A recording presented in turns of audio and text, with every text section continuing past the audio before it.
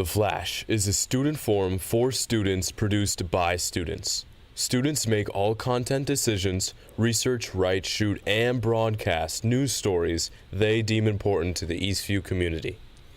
Stay tuned for The Flash. Hey Eastview, and welcome back to another episode of The Flash. Today we have some great stories on a museum that celebrates some local heroes. An unbelievable fad for all the wrong reasons. And the dance team's super time at the recent bowl. Stay tuned for The Flash.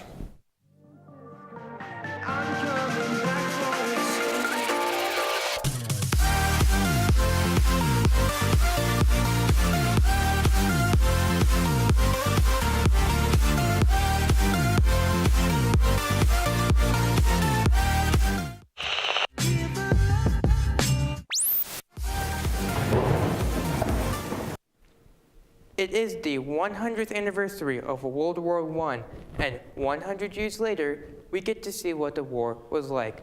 Flash reporter Jack went to the Dakota County Historical Museum to take a look. The firing of a machine gun, the blast from a cannon.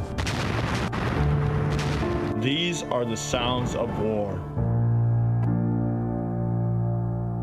And here at the Dakota County Historical Museum, you can still hear the echoes of those who have fought for us. I think it's a good way for people to get an overview and an understanding of the differences between the eras. Meet Matt Carter, the executive director for the Dakota County Historical Society. We've had a lot of people coming in and taking a look at it and seeing what it was like for their family members that may have been living here. The war itself was a huge impact because a lot of the men that were here, especially working in the local communities, ended up having to go overseas and fight in a war. A lot of the men were drafted into the war. They didn't have a choice, but there are also a lot of people from Dakota County in Minnesota that joined the war before the U.S. even got into it.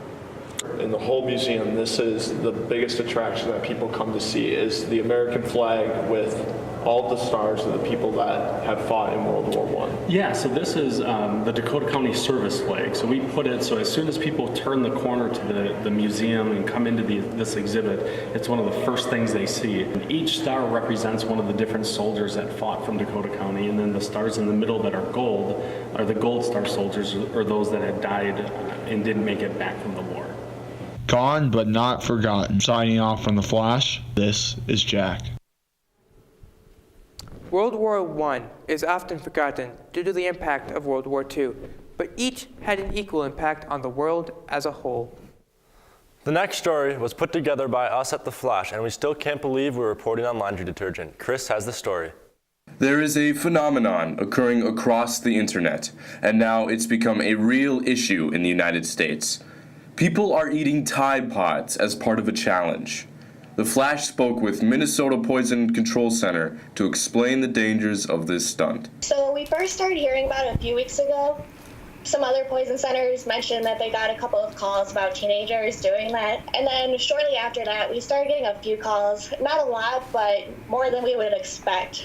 The Flash took the next step in gathering information about Tide Pods and the dangers they present to our local community.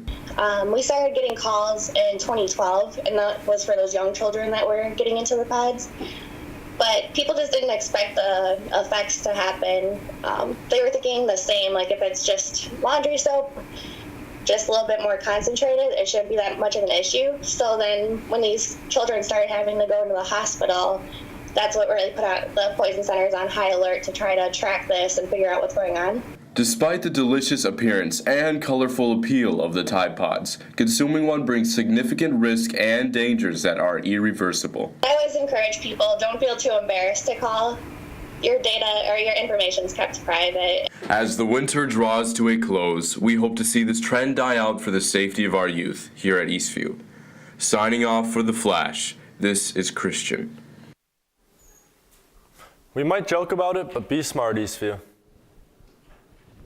The recent Super Bowl has caused a lot of excitement for us Minnesotans. From live concerts to zip lines, each Twin City had lots to do.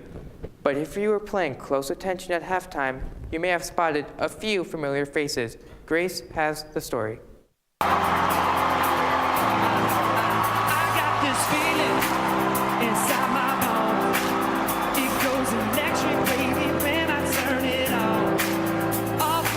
city, all through my home. Flying up no ceiling when we in our zone. Cause sunshine in my pocket, I got that good soul in my feet. We got to perform at the Super Bowl and with Justin Timberlake, and it was a really awesome experience. It just feels so surreal. Like I never knew that I would be dancing with Justin Timberlake this year.